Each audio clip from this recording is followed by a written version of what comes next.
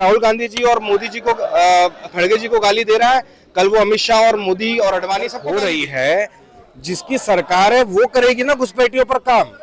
घुसपैठिए तो ऐसे नहीं है हवा में उड़कर आ रहे हैं, घुसपैठिए बॉर्डर सिक्योरिटी फोर्सेस की सुरक्षा। इस देश का मुद्दा बेरोजगारी है। इस देश का मुद्दा है कि 800-900 रुपए का मिलने वाला सिलेंडर आज के डेट में 4000 रुपए 5000 रुपए का मिल रहा है। देश का ये मुद्दा है कि 1.5 लाख स्कूल बंद हो गए। देश का ये मुद्दा है कि इस देश के अंदर हर घंटे एक बलात्कार होता है।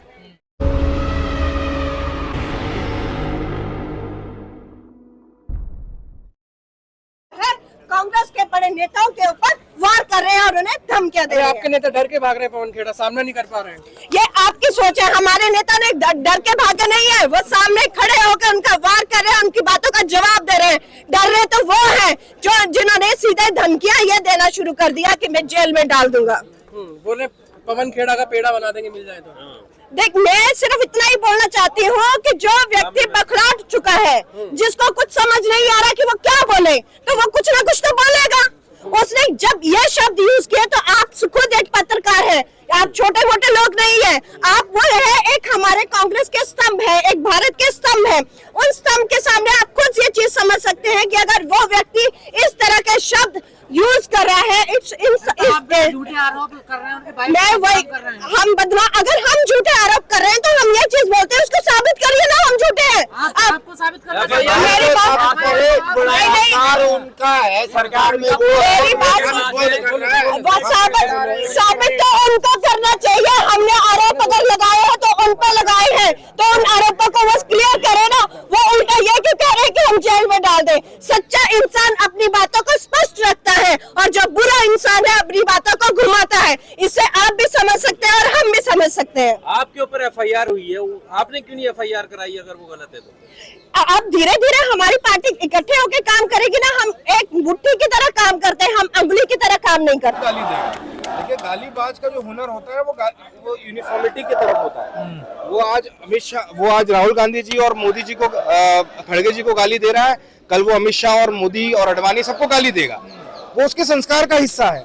वो क्या करता था उसकी जांच करो, किसकी लाइजनिंग करता था, उल्फा की लाइजनिंग करता था, किसकी लाइजनिंग करता था। तो क्या कानूनी कार्रवाई नहीं हो सकती इन पर? भाई सरकार अगर हमारी होती तो हम कार्रवाई करते। माननीय न्यायालय में भी अगर हम जाएंगे तो आज की डेट में जो हमारे सीजीआई हैं सूर्यकांत जी, वो इतना ऑफेंड हो जाते हैं जैसे उनके किसी परिवार के मुखिया को किसी ने कुछ बोल दिया हो। आप एक पिटीशन लगाइए। आज मैंने एक खबर पढ़ी कि सरकार पीआईएल को सुप्रीम कोर्ट कह रही है पीआईएल को खत्म कर देना चाहिए। पब्लिक इंटरेस्ट लिटिगेशंस को खत्म करने की योजना सरकार बना चुकी है, क्योंकि पब्लिक का कोई इंटरेस्ट ही नहीं है। जो इंटरेस्ट है वो अडानी इंटरेस्ट लिटिगेशन होना चाहिए, अंबानी इंटरेस्ट लिटिगेशन होना चाहिए। पीआईएल तक को खत्म करने की बात अगर सुप्रीम कोर्ट सूर्यकांत के अंडर में कर रहा है तो आप सोच सकते हैं कि इस देश में किसको न्याय मिलेगा। पर जनता को ये दिखाया जा रहा है कि बीजेपी की तरफ से तो घुसपैठिया एक मुद्दा है, लेकिन कांग्रेस इस पर चुप है, विपक्षी दल इस पर चुप है। तो क्या कांग्रेस के लिए कोई मुद्दा नहीं है घुसपैठ का? क्योंकि मीडिया पर भी यही सारी चीजें घुसपैठ अगर हो रही है, जिसकी सरकार है वो करेगी ना घुसपैठियों पर काम। घुसपैठिए तो ऐसे नहीं है हवा में उड़कर आ रहे हैं, घुसपैठिए बॉर्डर सिक्योरिटी फोर्सेस की सुरक्षा को पार करके आ रहे होंगे। सवाल भाई ना, ये तो मुद्दा आपको बनाना चाहिए था ना। नहीं, ये तो मुद्दा है, लेकिन घुसपैठिए इस देश का मुद्दा नहीं है। इस देश का मुद्दा बेरोजगारी है। इस देश का मुद्दा है कि 800-900 रुपए का मिलने वाला सिलेंडर आज के डेट में 4000 रुपए 5000 रुपए का मिल रहा है। मुद्दा यह है कि देश के कई राजधानियों से मजदूर और छात्र पलायन कर रहे हैं, अपने गांव जा रहे हैं, क्योंकि उनके पास खाने के लिए खाना नहीं है, क्योंकि गैस नहीं है। देश का यह मुद्दा है कि 1.5 लाख स्कूल बंद हो गए। देश का यह मुद्दा है कि इस देश के अंदर हर घंटे एक बलात्कार होता है। अगर ये देश का मुद्दा नहीं है तो मुझे माफी चाहता हूँ। मुद्दों पे चुनाव नहीं होता। अगर नहीं होता तो हमें नहीं लड़ना है। तो हम तो वही कह रहे हैं ना, हम तो चाइना गेट के जगीरा नहीं है।